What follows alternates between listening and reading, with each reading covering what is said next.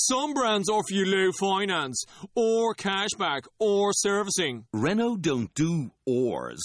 We do ands. The Renault Kadjar with 1.91% APR and €1,000 cashback and 3 years servicing, saving you thousands. Renault, the brand with the ands. Visit your local Renault dealer. Finance is made under a hire purchase agreement. Terms and conditions apply. Deposit required. Subject to lending criteria. See Renault.ie. If you love Star Wars and love the excitement of chasing your favorite Star Wars collectibles, the Star Wars Digital Card Trader Collecting app from Topps is for you. Collect and trade with friends new and old through the Star Wars Digital Card Trader Collecting app from Topps. These are the cards you're looking for. Listening to Coffee with Kenobi, you are, with Dan Z and Corey Clubb, the podcast you're looking for. This is. Yes.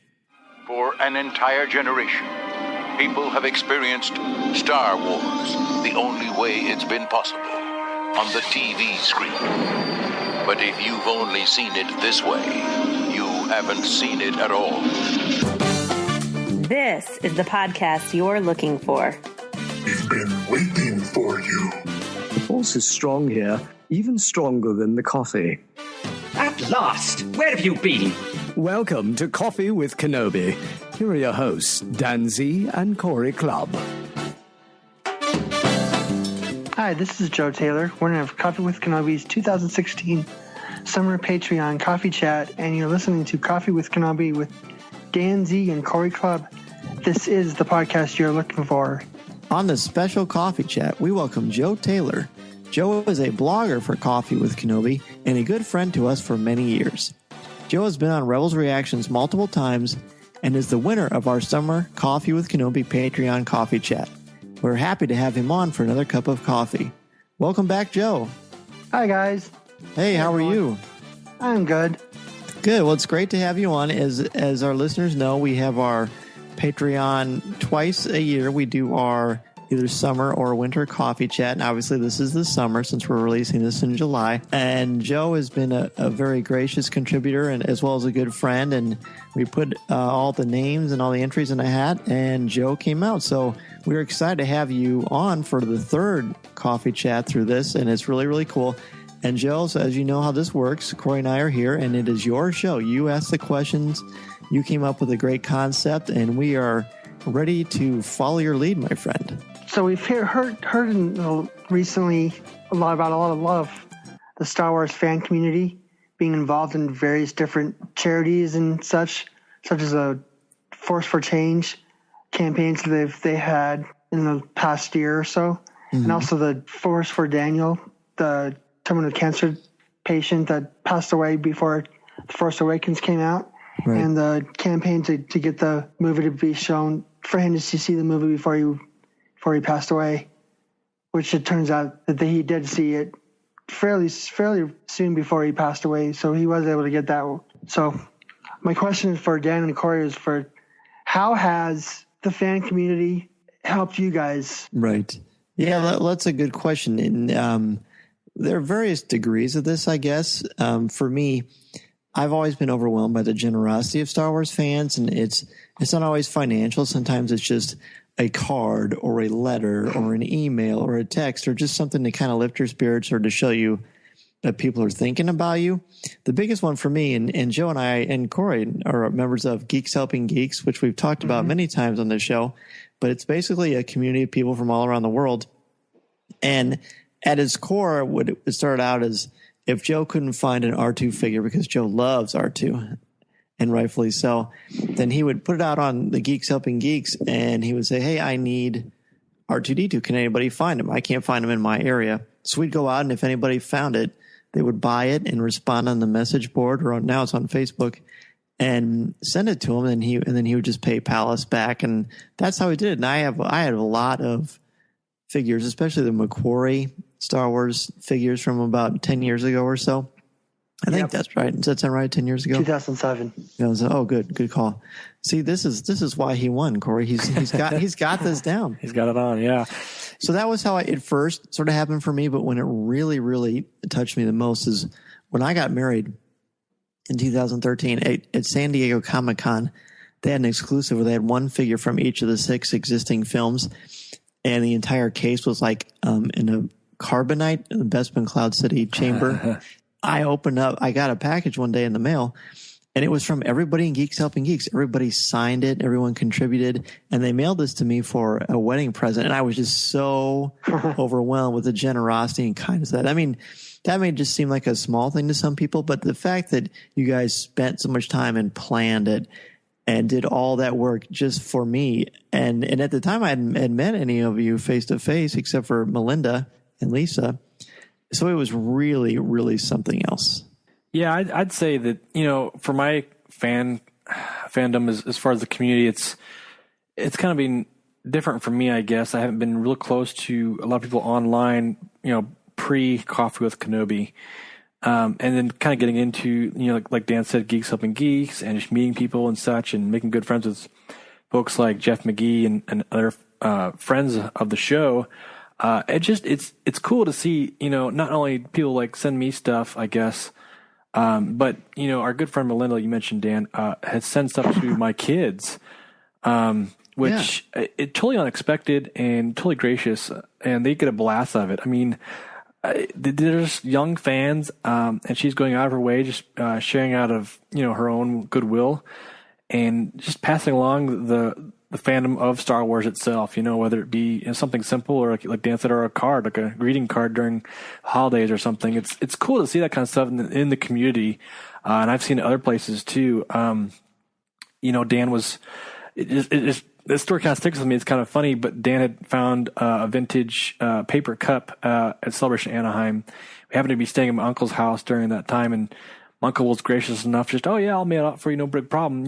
It's just kind of helping him out in a sense, but it's just the like Dixie cups. Yeah. The Dixie cups. Yeah. But I think it's just like, it's those small little things that like, it may sound dumb to some people, like, it's just a collector, or whatever. And he was very good about wrapping up very nice and such. But it was just like those small little details, really contribute to fans, friendships, the longevity. And that's what builds memories, I think, too. Yep. Definitely for me, I've built a lot of memories off some stuff like that, and receiving things, yet also giving things out. I enjoy sending things out as well. It's just it's a great way to enjoy fandom and build relationships. Yep.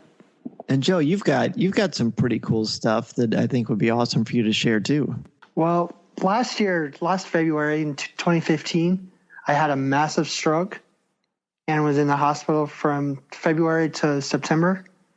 And in that time, a group from the Coffee with Kenobi bloggers and the Geeks Helping Geeks sent me this R2-D2 Star Wars Weekends Sorcerer Mickey poster, and everybody signed it.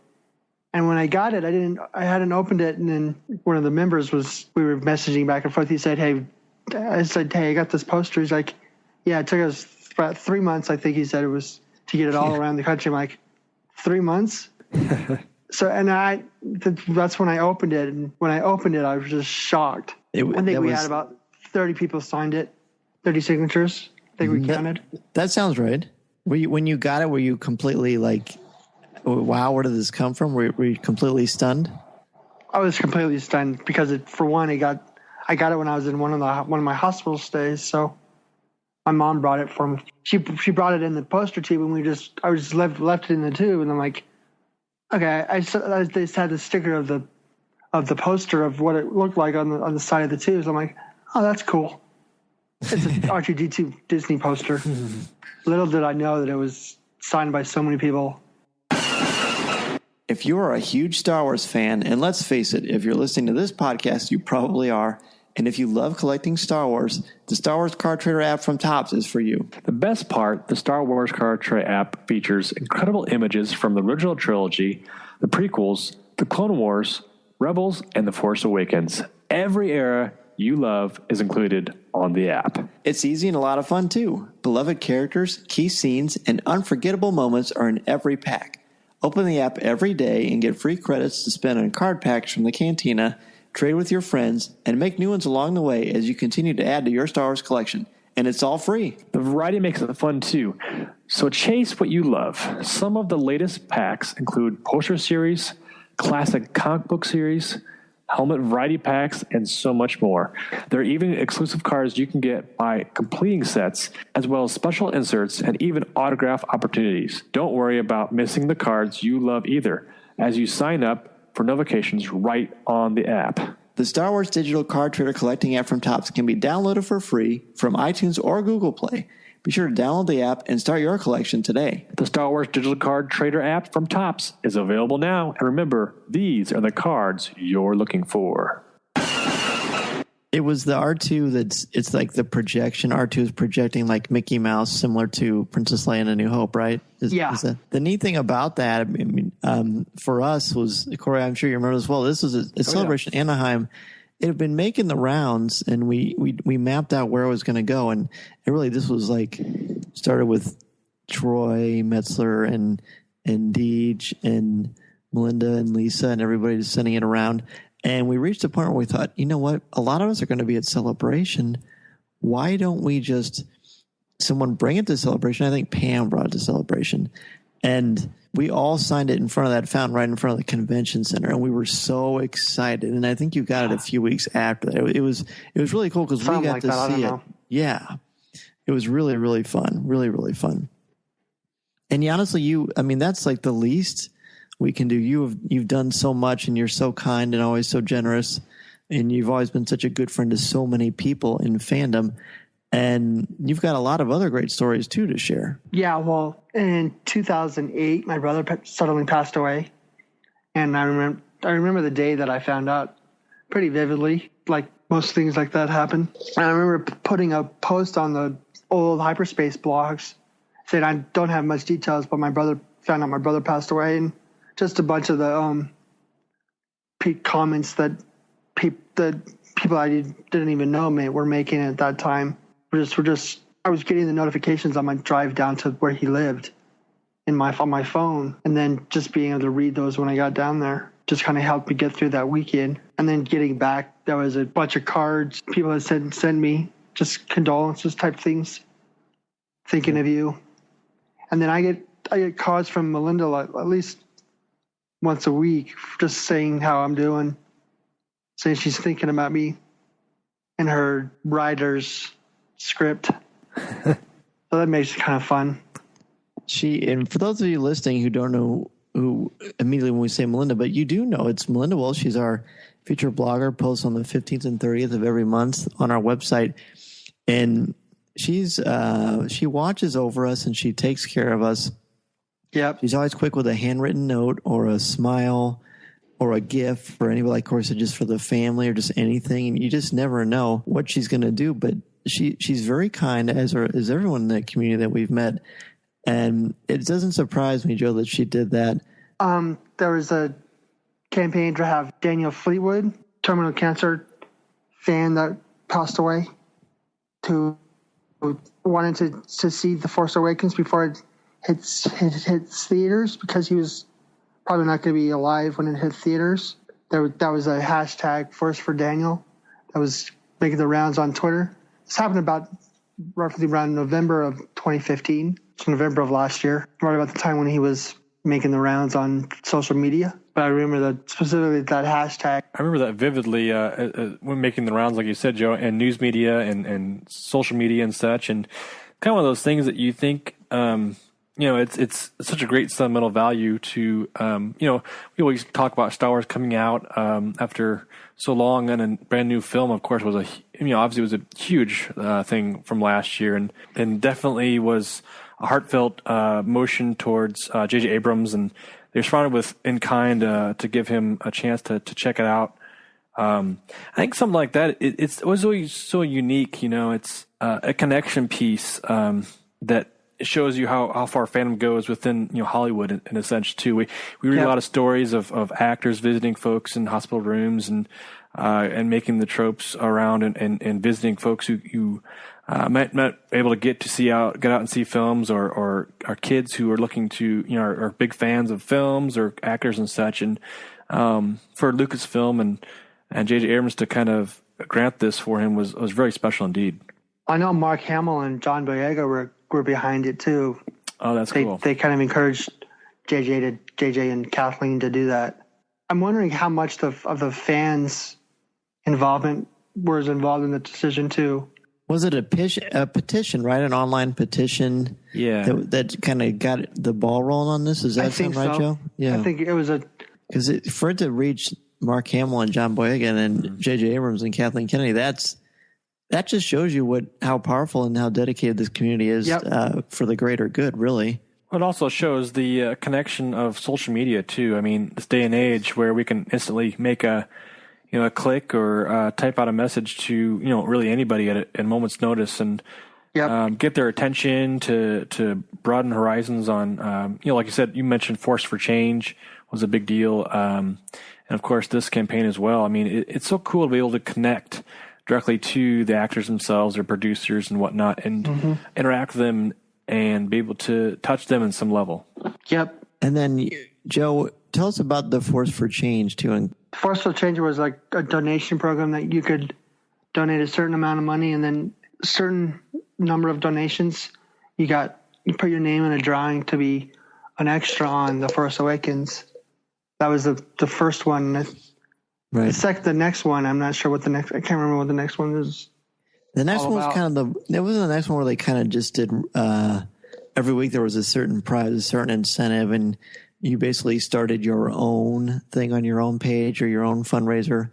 You could support a lot of different things. Like Coffee with Kenobi did Make-A-Wish, and we made a couple $100 for Make-A-Wish. We're pretty happy about that. And just, again, reinforces the fact that this is more than lightsabers and the Force and good versus evil. This is more about caring about people and doing what you can through thoughts, through prayers, through your finances, whatever the case may be.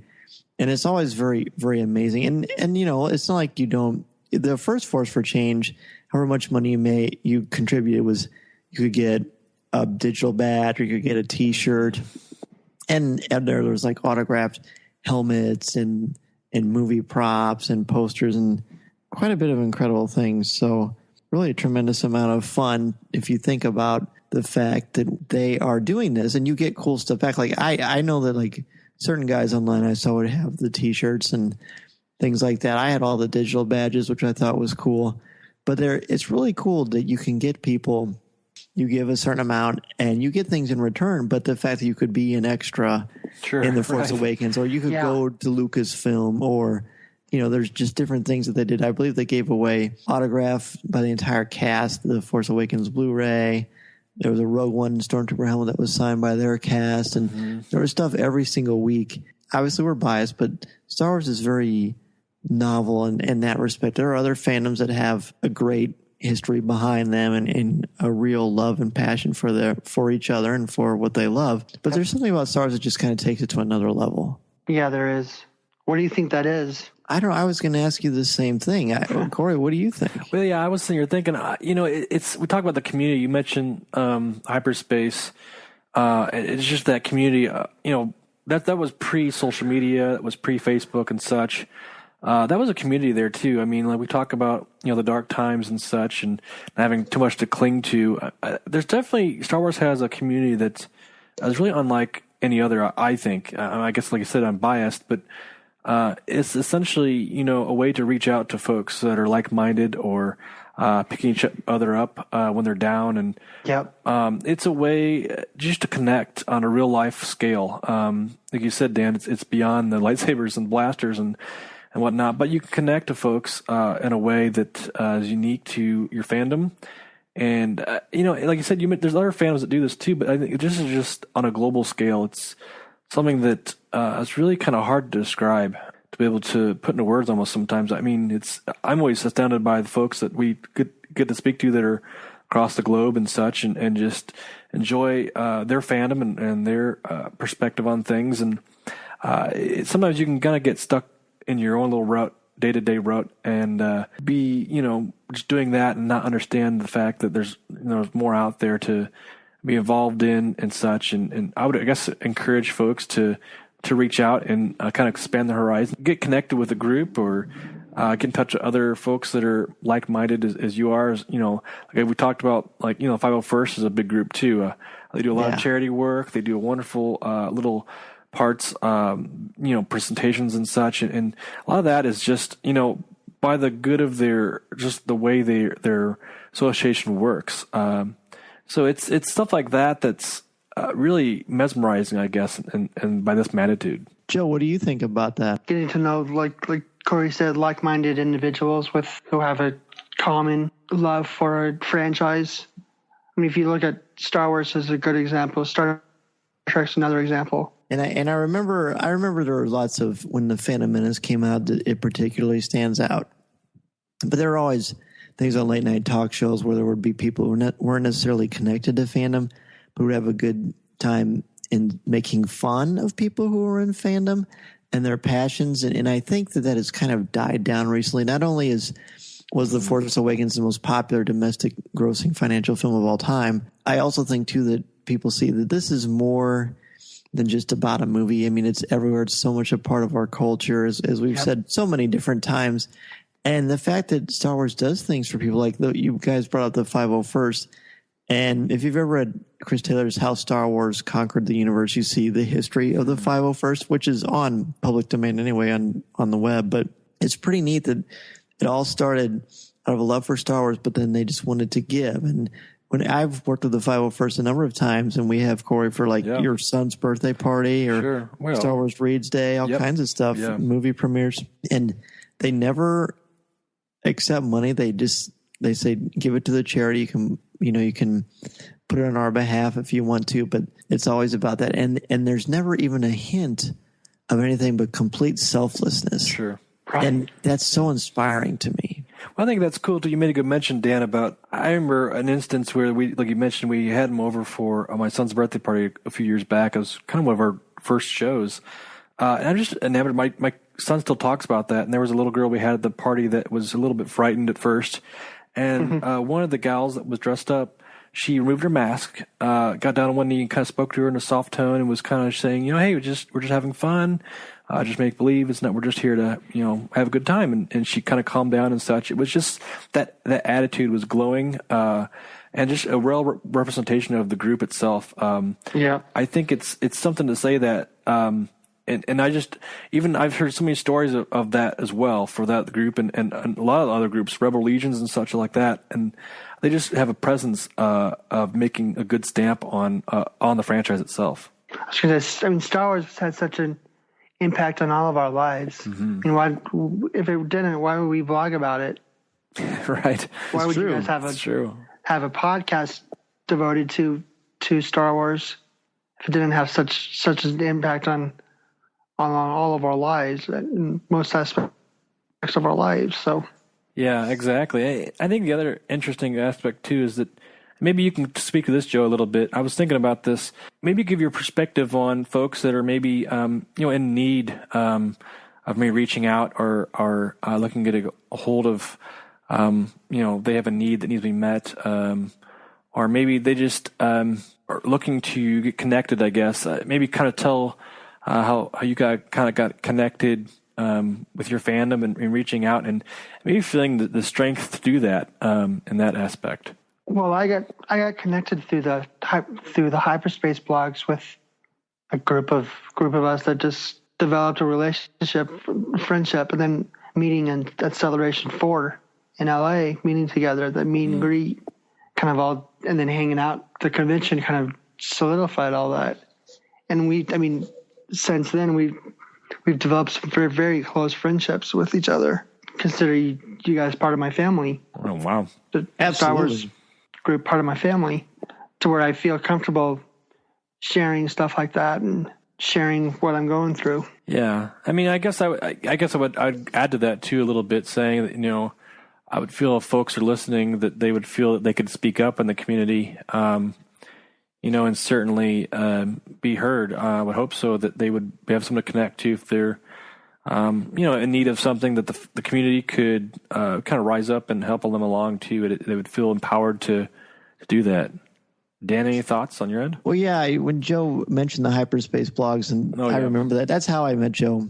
Oh, cool. That's how Geeks Helping Geeks started. Because we started out with the hyperspace blogs, and after a while, we just all started kind of posting on the same stuff, the same ideas, and then I think we went to MySpace, didn't we, Joe? And then we had our own little blog, and we started on MySpace. Then we had our own like chat group.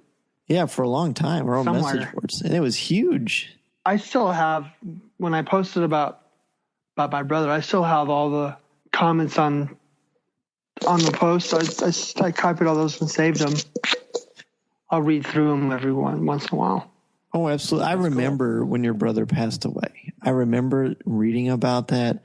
I remember seeing everyone reach out to you. I remember talking to you, and I remember admiring your strength and the fact that you were able to take something like Star Wars and bring people into that and just sort of open up. And I hope it helped with healing. It did. I would get like email notifications, and when someone would comment on that post, and I would get them in my phone, and the whole drive down to the valley where he lived, I would get those notifications. I would periodically pick up my phone, and while I'm sitting in traffic waiting to go somewhere, read them. It definitely helped. It helped get me through that weekend. What kind of Star Wars fan was your brother? He wasn't much of a fan. He was kind of like me at the time. He was more of a fan of sports, whereas I was a fan of Star Wars. But he liked the movies, but he wasn't as crazy about them as I am. Because I know you're a huge R2-D2 fan. Tell us about that. Like, what draws you to R2, and how does he relate to all of this?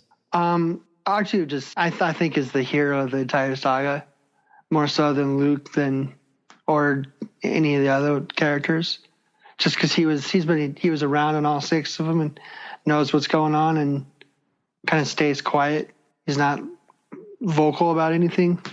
When I have a meme on my that says R2 knows everything but says nothing. It's true, except a C-3PO. Yes, well, C-3PO doesn't know anything but says everything.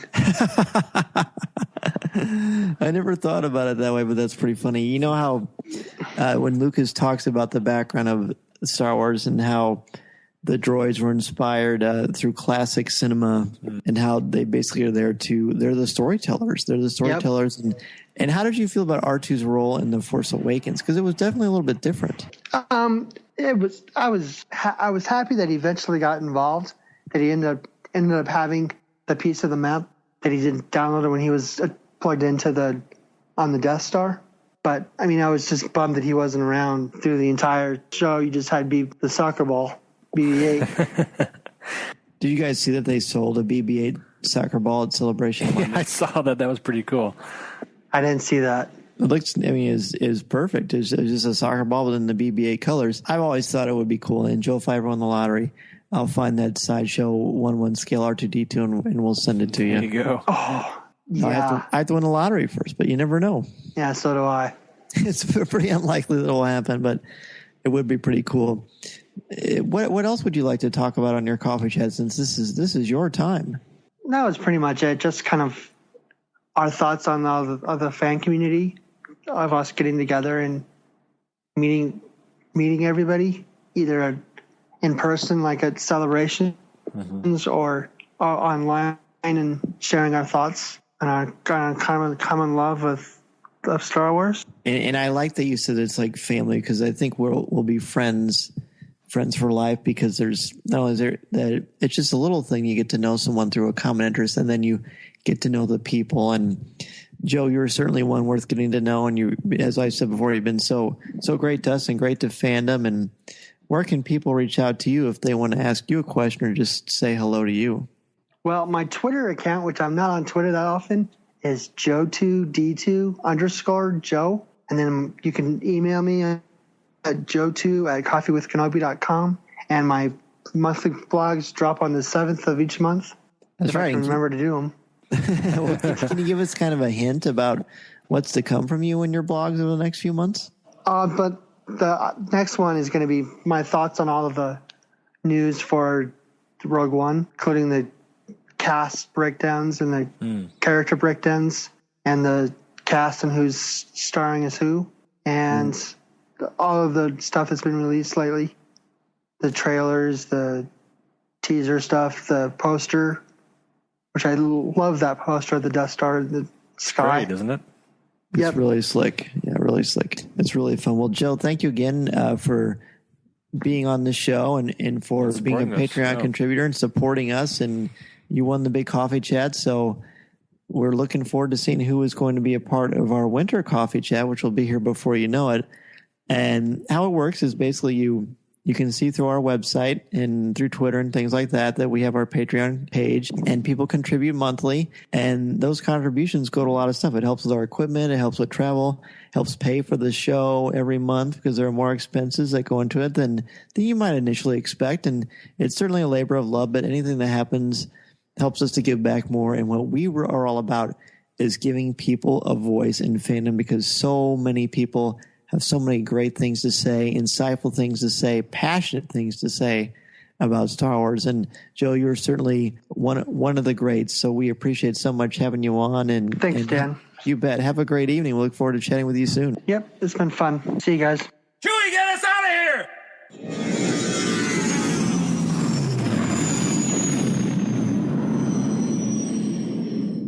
If you would like to respond to our question of the show, have a comment, or just want to say hello, send us an email or MP3 at feedback@coffeewithkenobi.com. Or if you have a specific question or comment for either of us individually, email us at danz@coffeewithkenobi.com or coryc@coffeewithkenobi.com, or visit us at coffeewithkenobi.com and click on the Contact Us section, or comment on one of the stories featured on the site. If you enjoy the show, please write a review in iTunes or Stitcher. You can also like the show on Facebook at facebook.com/coffeewithkenobi, as well as keep up to date at our Twitter feed at Coffee with Kenobi. You can also find us on Tumblr at coffeewithkenobi.tumblr.com. If you enjoy the jazz music, the album is Eye to Eye by Steve Torok. Give the evacuation code signal. This podcast is not endorsed by the Walt Disney Company or Lucasfilm Limited. It is intended for entertainment and informational purposes only. The official Star Wars website can be found at www.starwars.com. Star Wars, all names, sounds, and any other Star Wars-related items are registered trademarks and or copyrights of Disney and their respective trademark and copyright holders. All original content of this podcast is the intellectual property of Coffee with Kenobi unless otherwise indicated. This is the podcast you're looking for. There's no one here. Move along. If you love Star Wars and love the excitement of chasing your favorite Star Wars collectibles, the Star Wars Digital Card Trader collecting app from Topps is for you. Download the free app from iTunes or Google Play and collect your favorite images from the classic 1977 Star Wars cards to Clone Wars, Star Wars Rebels, The Force Awakens, and much more. Collect and trade with friends new and old through the Star Wars Digital Card Trader collecting app from Topps. These are the cards you're looking for.